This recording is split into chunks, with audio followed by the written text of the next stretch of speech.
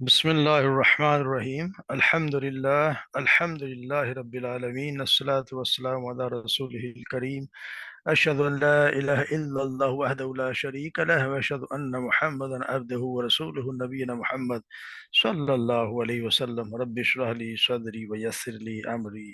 واحلل عقدة من لساني يفقهوا قولي ربنا زدنا علما ربنا زدنا علما ربنا زدنا علما اللهم فقنا في الدين اللهم فقنا في الدين۔ السلام علیکم ورحمۃ اللہ وبرکاتہ۔ امید ہے سب لوگ خیریت سے ہوں گے۔ اللہ تبارک و تعالی ہمارے وقت قبول فرمائے۔ تو آج اللہ کے فضل سے اور اللہ کی توفیق سے نئے سورت کا آغاز ہو رہا ہے، شروع کرتے ہیں۔ اللہ تبارک و تعالی قبول فرما لے۔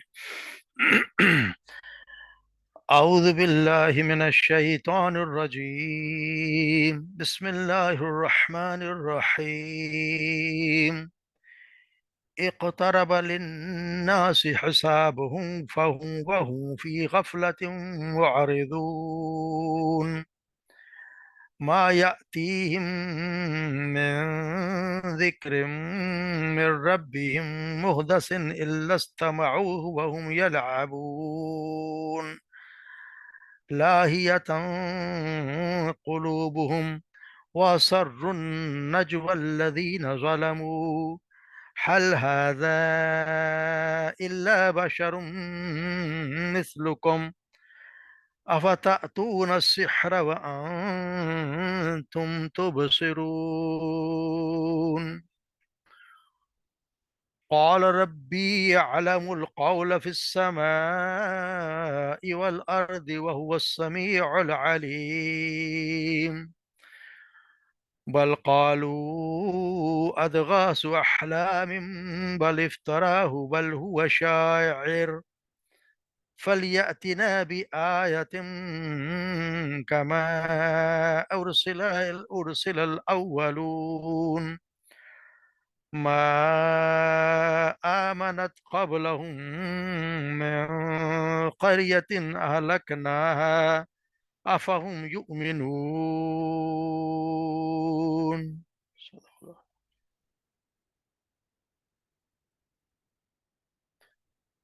اقترب بہت قریب آ گیا، للناس سے لوگوں کے لیے، حسابہم ان کا حساب، وہم اور وہ، فی غفلتم وہ غفلت میں، معرضون منہ پھیر رہے ہیں، ما یاتیہم اور نہیں آتی ان کے پاس، من ذکر نصیحت میں سے کوئی بھی نصیحت، من ربہم ان کے رب کی طرف سے، محدثن کوئی نئی یعنی نئی کو نہیں آتی کوئی نصیحت، الا استمعوا مگر وہ سنتے ہیں اسے، وہم یلعبون اور وہ کھیلتے ہوئے، یعنی کہ وہ انہیں ایسے مشکل سے سنتے ہیں، ویسے سن رہے جیسے کھیل رہے ہوتے ہیں۔ لاہیتن قلوبہم لاہیتن غفلت میں ہیں، قلوبہم ان کے دل، وسر النجوى اسروا اور وہ چپکے بات کی انہوں نے، نجوى چپکے سرگوشی کے انداز میں، الذین ظلموا ان لوگوں نے جو ظلم کیا، حل هذا کیا، حل یعنی کہ کیا، ہاذا یہ، الا مگر، بشر مثلکم حل کا الا آ گیا تو یہ نہیں ہے یہ مگر یہ بشر تم ہی جیسا، افتأتون السحر افتأتون پس کیا تم آؤ گے، سحرا جادو میں، وانتم تبصرون جبکہ تم دیکھتے ہو، یا تم کیا یعنی کہ کیا تم جادو کے پاس آتے ہو حالانکہ تم دیکھ رہے ہوتے ہو۔ قل قال انہوں نے کہا کہ ربی یعلم القول میرا رب یعلم جانتا ہے، القول بات کو، فی السماء آسمانوں میں، والارض اور جو زمین میں ہے، وہو السمیع العلیم اور وہ سب کو سننے والا اور خوب جاننے والا ہے۔ بل قالو بلکہ انہوں نے کہا، ادغاسو پریشان کن، احلام خواب یعنی کہ ایسی باتیں جو پریشان کن خواب ہیں، بل افطراہ بلکہ افطراہ اس نے گھڑ لیا ہے، ہو اسے، بل ہوا شاعر بلکہ وہ شاعر ہے، فلیاتنا پس کیوں نہیں وہ لے آئے ہمارے پاس، بآیتن نشانیوں میں سے، کما ارسل الاولون جس طرح پہلے رسول بھیجے گئے، یعنی کہ یہ ہمارے پاس کوئی نشانی لے آئے جیسے کہ پہلے رسول بھیجے گئے تھے، اور جو وہ نشانیاں لے کر آئے۔ پھر ما آمن تم، ما آمن تم نہیں ایمان لائی، ما نہیں آمانت نہیں ایمان لائی، قبل ان سے پہلے، من قریتن کوئی بھی بستی، یا آمانت اس لیے ہے کہ قریہ جو ہے وہ مؤنث ہے، کوئی بھی بستی ایمان نہیں لائی جس اہلکنا جسے ہم نے ہلاک کر دیا، افاہم یؤمنون تو کیا یہ ایمان لائیں گے، یعنی وہ بستی ایمان نہیں لائیں تو یہ بھی ایمان لانے والے نہیں ہیں۔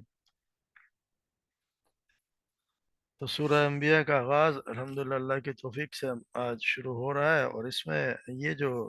سورت ہے یہ بھی مکی صورتوں میں سے ہے، اور مکہ میں بھی اس کا کوئی مکی زندگی کا تقریباً کوئی تیسرا دور آپ سمجھ اس کی ہے، اور اس میں جو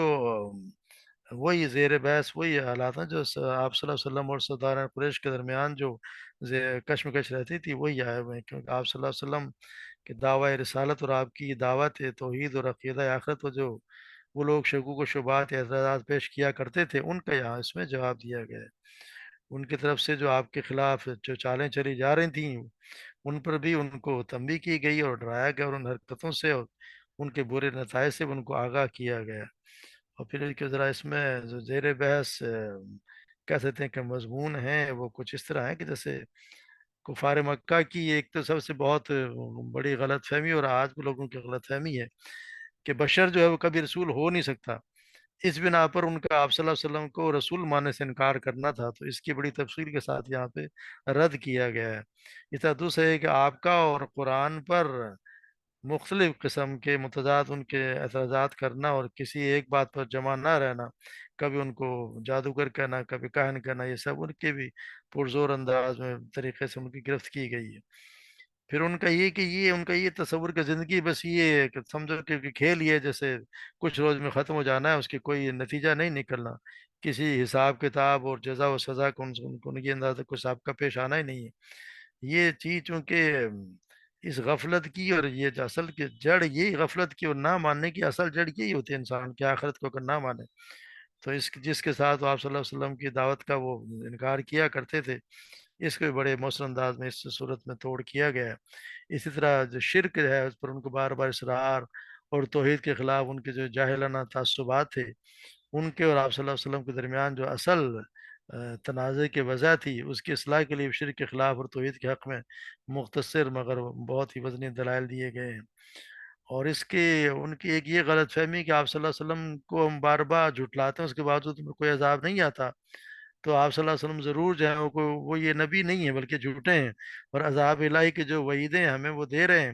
وہ محض ویسے دھمکیاں ہیں۔ اس کو بھی دونوں طریقوں سے استدلال سے بھی اور نصیحت سے بھی دفاع کرنے کی کوشش کی گئی ہے۔ پھر تو اس میں انبیاء کرام کے اسلام کی سیرتوں کے جو اہم واقعات مختصر طور پر بیان کیے گئے ہیں، اور آخر میں یہ بھی بتایا گیا کہ انسان کی نجات کا جو انحصار ہے وہ اسی دین کی پیروی اختیار کرنے میں ہے، جو لوگ اسے قبول کر لیں گے وہ اللہ کی آخری عدالت سے کامیاب نکلیں گے، اور وہی اس زمین کے وارث ہوں گے یعنی جنت کے وارث ہوں گے، اور جو لوگ ہیں گے وہ آخرت میں پھر بدترین انجام سے دوچار ہوں گے۔ اللہ تعالیٰ کی یہ بہت بڑی مہربانی ہے کہ وہ فیصلے کے وقت سے پہلے اپنے نبیوں کو بھیجتا ہے اور ان کے ذریعے سے لوگوں کو حقیقت سے آگاہ کر دیتا ہے۔ وہ لوگ بہت ہی نادان ہیں جو آپ نبی کی آمد کو اپنے لیے رحمت نہیں سمجھتے بلکہ اس کو زحمت سمجھتے ہیں، اس کی مخالفت کرتے ہیں تو اپنا نقصان کرتے ہیں۔ تو اس صورت میں اس پہ اسی طرح کے نہیں دلائل دیے گئے ہیں۔ تو ہم آغاز کرتے ہیں بسم اللہ الرحمن الرحیم، اقترب للناس حسابہم، قریب آ گیا ہے لوگوں کے حساب کا وقت، یعنی کہ لوگوں کو یہ بتایا جا رہا ہے یہاں پہ کہ اللہ تبارک و تعالیٰ وہ ہے جو ہے لوگوں کو متنبع فرما رہے ہیں کہ قیامت قریب آ گئی ہے، پھر بھی لوگوں کی غفلت میں کمی نہیں آتی، وہ غفلت میں پڑے ہوئے ہیں، اور نہ ہی وہ اس کے لیے کوئی تیاری کر رہے ہیں کہ جو انہیں اس بعد میں کام آئے،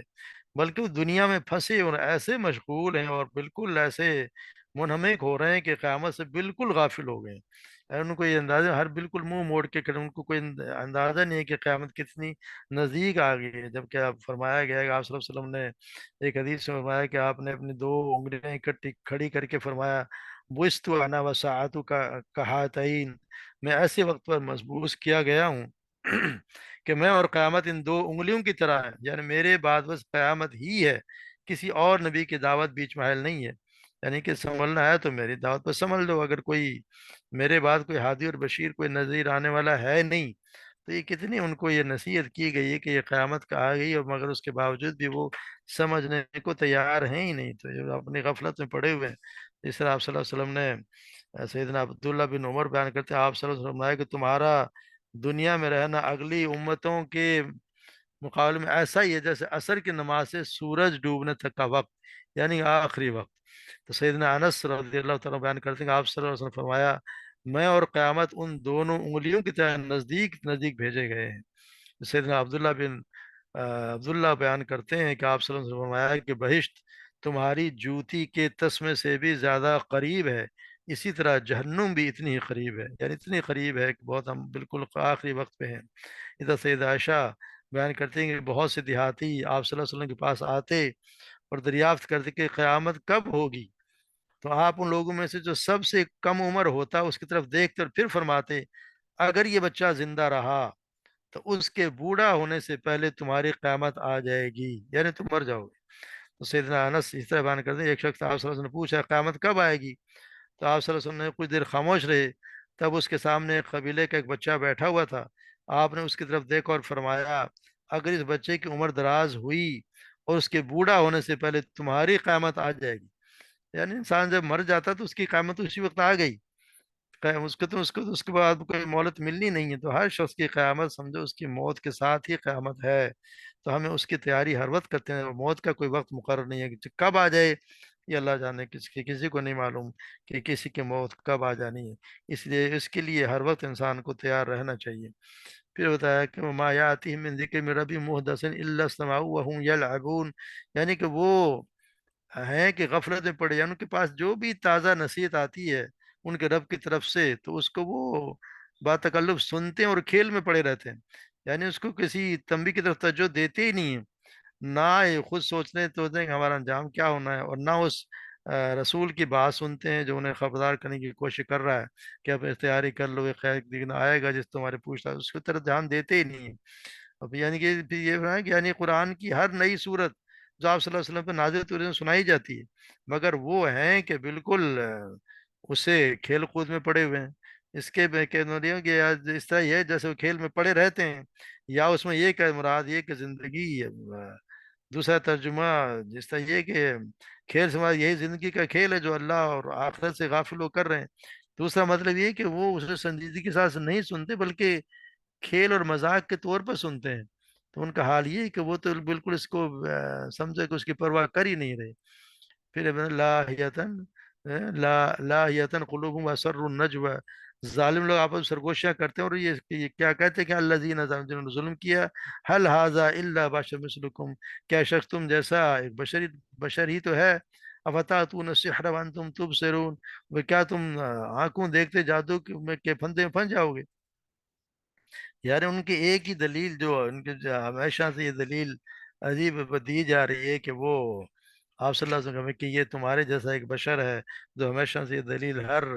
قومی دیتی رہی ہے کہ تم ہی میں سے کیا آ گیا، تو اس پہ خاص اس میں کیا خاص بات ہے کہ اس کو ہم پہ اللہ تبارک و تعالیٰ نے اس کو نبی بنا کے بھیجا ہے،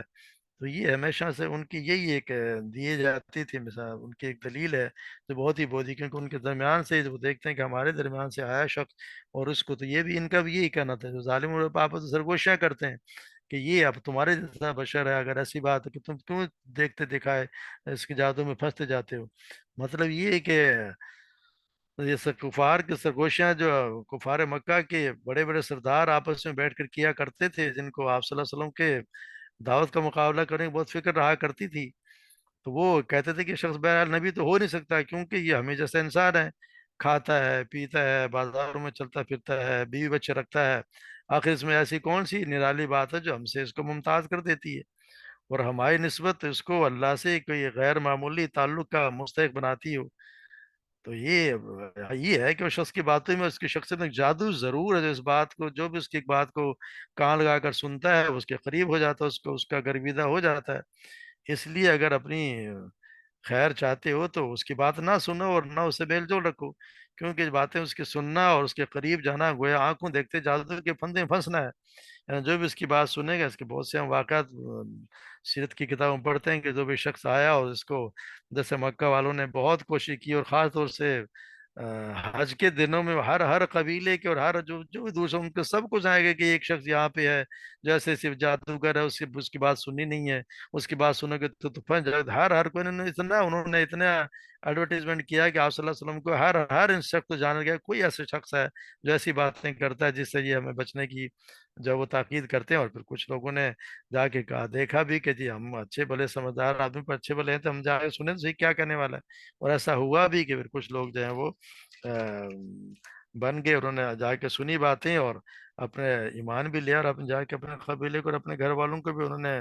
मुसलमान बना लिया था। ये असर था, ये शख्सियत का असर था कि जिसकी कलाम का जिसका लोग जादू करार देते थे, और नावाकिफ लोगों को ये कह कर डराया करते थे कि शख्स के पास ना जाने जादू कर देगा, तो उसको ये कहते, देखते भालते तुम उस जादू जादू में ना फंसो। तो इनका यही हाल था कि उसको जादू कहा करते थे। तो फिर कहा क़ाल रब्बी यअलमुल क़ौला फिस समाई वल अर्द, अल्लाह तबारक व तआला तो जमीन और आसमान की हर बात को जानता है। वह हुआ समीउ, सब कुछ जानने वाला, सब कुछ सुनने वाला और जानने वाला है। यानी अल्लाह तबारक व तआला ने आप सल्लल्लाहु अलैहि वसल्लम को उनकी सरगोशी की इत्तला दे दी और कहा कि आप काफिरों को बता दीजिए कि मेरा रब हर उस बात को जानता है जो आसमान और जमीन में वाक़ होती है। इसलिए इस्लाम की दावत के राह में जो रोड़े अटकाने के लिए तुमने जो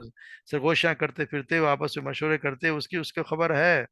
जैसे अल्लाह तबारक व तआला फरमाया सूरह तौबा में, अलम यअलमु अन्नल्लाह यअलमु सिर्रहum व नजवाहुम व अन्नल्लाह अल्लामुल गुयूब। क्या उन्होंने नहीं जाना कि बेशक अल्लाह उनके राज और सरगोशी जानता है, और बिला शक अल्लाह उन सब गैबों को बहुत खूब जानने वाला है। जैसे अल्लाह तबारक व तआला सूरह ज़ुखरुफ में फरमाते हैं, अम यहसबून अन्ना ला तस्मउ सिर्रहुम व नजवाहुम, या वो गुमान करते हैं कि बेशक हम उनका राज और सरगोशी नहीं जानते। क्यों नहीं, भला क्यों नहीं, व रसूलुना लदैहिम यक्तुबून, और हमारे भेजे उनके पास लिखते रहते हैं। यानी हमारे जो फरिश्ते हैं वो तो इनकी बातों को लिखते भी हैं। तो ये इसी वहम में है कि हम जो बातें कर रहे हैं वो पता नहीं चलती। तो अल्लाह तबारक व तआला तो हर बात को जानता है, जो भी करते हैं अल्लाह तबारक व तआला हर बात को जानता है, इसलिए उसे छुपी कोई चीज़ रहती नहीं है। फिर इन्होंने ये भी कहा, बल क़ालू अदगासु अहलाम वल इफ्तराहु व शायर, कि वो कहते हैं कि ये जो है ये तो ख्वाबों की परेशान कुन ख्वाबों की बातें हैं। बल्कि ये भी कहते हैं कि उसने उसे घड़ लिया है, बल्कि शायर है। तो कहा कि ये भी उनका कहना है कि ये क्यों नहीं, फलियाती नबी आयातिन कमा उरसिला अव्वलून, ऐसी ही है, पहले जैसे रसूलों के जिस तरह भेजे गए थे उन जैसे हमारे पास कोई निशानी क्यों नहीं लेकर आता। तो ये उनके हमेशा से ये उनके मुतालबात रहे हैं। और आप सल्लल्लाहु अलैहि वसल्लम के ये मुतालबात उनके मुतालिक से प्रोपेगेंडा किया करते थे। और ये कि वो लोगों को ये बार करने की कोशिश की कि ये अल्लाह का कलाम नहीं है, बल्कि जादू है, झूठे ख्वाब हैं, अल्लाह के खिलाफ इफ्तरा परदाजी है और शायरी का मजमूआ है। और आप सल्लल्लाहु अलैहि वसल्लम को इसरार ही है कि वो अल्लाह के रसूल हैं, तो गुज़िश्ता अम्बिया की तरह कोई निशानी ला कर दिखा दें। जिस तरह साले इस्लाम के ने ऊँटनी ला कर दिखा दी, मूसा और ईसा अलैहिस्सलाम ने दूसरे मौज़ात पेश किए। तो उनका ये सवाल असल में शरारत और कुफ्र और रात मबनी हुआ करता था। इसलिए कि कुरान करीम की आयतें और आप सल्लल्लाहु अलैहि वसल्लम के ज़रिए से दिगर मोजज़ात का वक्तन फ़वक्तन ज़हूर जो होता रहा है वो तो ईमान लाने के लिए काफ़ी था। तो ये भी है कि अल्लाह तबारक व तआला को पता था कि जिस तरह गुज़िश्ता अम्बिया निशानियाँ लेकर आए, और वो अल्लाह चाहता तो वैसी निशानियाँ भेज भी देता, लेकिन उन ये हक तो मानने को लिए तैयार नहीं। और फिर अल्लाह ताला का ये कानून भी है कि ये अल्लाह तबारक व तआला जब ये चीज़ें लेके आता है, फिर ये अगर ये अपनी निशानियाँ दिखा दे और फिर वो कौम ईमान ना लाए तो फिर उस पर अजाब आ जाया करता है। तो ये तो अल्लाह तबारक व तआला से, बल्कि ये उन पर एक एहसान, आप कहते हैं कि उन पर एहसान है कि ये अगर वो अल्लाह तबारक व तआला ऐसे ये रसूल पिछले रसूलों की तरह निशानियाँ मांगते हैं, मगर ये बिल्कुल ही भूल जाते हैं कि ये निशानियों को देखकर ईमान पिछले कौमें ईमान नहीं लाई थी। दूसरे कि तुम निशाने का मुतालबा करते तो हो, मगर ये याद नहीं रखते जिस कौम ने भी सरी जो मुआजजा मुआजजा देखने के बाद ईमान ना लाए, उसे ईमान से इनकार कर दिया, तो अल्लाह तबारक ने हलाक कर दिया। तो फिर ये कि अल्लाह तबारक व तआला जो तुम्हारे मुंह मांगी निशानी का ना भेजना, अल्लाह तबारक व तआला से बहुत बड़ी मेहरबानी है तुम पर। اگر تم اب جیسے ابھی تم انکار پر انکار کیے چلے جا رہے ہو، اور اللہ تبارک و تعالیٰ تم پہ عذاب نہیں بھیج رہا، اب ابھی نشانی اس لیے مانگتے ہیں ان قوموں کا سا انجام دیکھو، تو نشانے دیکھ کر بھی ایمان لائیں تو پھر تباہ کر دی گئی، تو پھر تمہارا کیا انجام ہوگا؟ تو یہ تو اللہ تبارک و تعالیٰ کی طرف سے تم پہ ایک رحمت ہے کہ اللہ تبارک و تعالیٰ وہ جو تم مانگ رہے ہو بھیج نہیں رہا، اگر وہ بھیج دیا اور پھر تم نے ایمان نہیں لانا، جس اللہ تعالیٰ نے کہا ما آمنت قبلہم من قریۃ اہلکناہا فہم لا فہم یؤمنون، یعنی یہ لوگ بھی اس طرح جس طرح پچھلی قومیں ایمان نہیں لائیں، پچھلی جو بستیاں تھیں وہ ایمان نہیں لائیں، اس سے پہلے کوئی بھی بستی